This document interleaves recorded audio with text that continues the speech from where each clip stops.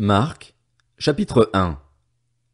Voici le commencement de l'évangile de Jésus-Christ, Fils de Dieu, conformément à ce qui est écrit dans les prophètes. Voici, j'envoie mon messager devant toi pour te préparer le chemin. C'est la voix de celui qui crie dans le désert, préparez le chemin du Seigneur, rendez ses sentiers droits. Jean parut. Il baptisait dans le désert et prêchait le baptême de repentance pour le pardon des péchés. Toute la région de Judée et tous les habitants de Jérusalem se rendaient vers lui. Reconnaissant publiquement leurs péchés, ils se faisaient baptiser par lui dans l'eau du Jourdain. Jean portait un vêtement en poil de chameau et une ceinture de cuir autour de la taille.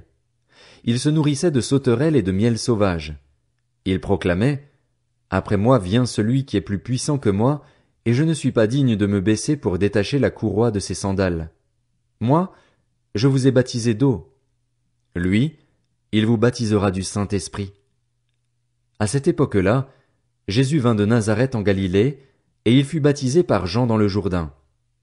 Au moment où il sortait de l'eau, il vit le ciel s'ouvrir et l'Esprit descendre sur lui comme une colombe, et une voix se fit entendre du ciel.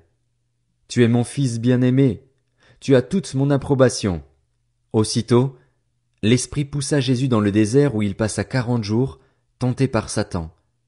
Il était avec les bêtes sauvages et les anges le servaient. Après que Jean eut été arrêté, Jésus alla en Galilée.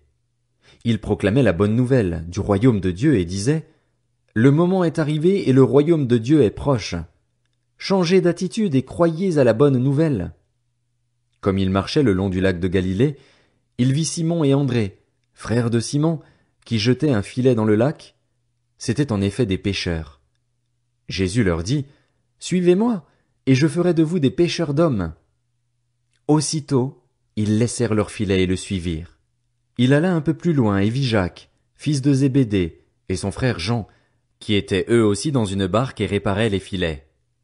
Aussitôt, il les appela. Ils laissèrent leur père Zébédée dans la barque avec les ouvriers et le suivirent. Ils se rendirent à Capernaüm. Dès le jour du sabbat, Jésus entra dans la synagogue et se mit à enseigner. On était frappé par son enseignement, car il enseignait avec autorité et non pas comme les spécialistes de la loi. Il y avait dans leur synagogue un homme qui avait un esprit impur. Il s'écria « Ah! Que nous veux-tu, Jésus de Nazareth? Es-tu venu pour nous perdre?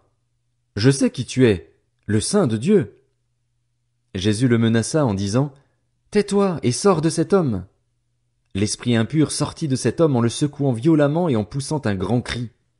Tous furent si effrayés qu'ils se demandaient les uns aux autres « Qu'est-ce que ceci? Quel est ce nouvel enseignement?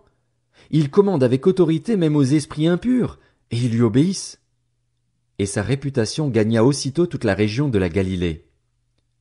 En sortant de la synagogue, ils se rendirent avec Jacques et Jean à la maison de Simon et d'André. La belle-mère de Simon était couchée avec de la fièvre. Aussitôt on parla d'elle à Jésus. Il s'approcha, la fit lever en lui prenant la main, et à l'instant la fièvre la quitta. Puis elle se mit à les servir. Le soir, après le coucher du soleil, on lui amena tous les malades et les démoniaques. Toute la ville était rassemblée devant la porte. Il guérit beaucoup de personnes qui souffraient de diverses maladies. Il chassa aussi beaucoup de démons, et il ne leur permettait pas de parler, parce qu'ils le connaissaient. Vers le matin, alors qu'il faisait encore très sombre, il se leva et sortit pour aller dans un endroit désert où il pria. Simon et ceux qui étaient avec lui se mirent à sa recherche. Quand ils l'eurent trouvé, ils lui dirent « Tout le monde te cherche. » Il leur répondit « Allons ailleurs, dans les villages voisins, afin que j'y prêche aussi, car c'est pour cela que je suis sorti. » Et il prêchait dans leur synagogue par toute la Galilée et chassait les démons.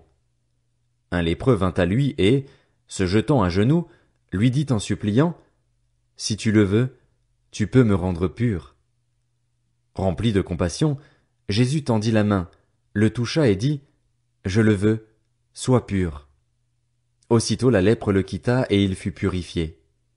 Jésus le renvoya sur-le-champ avec de sévères recommandations.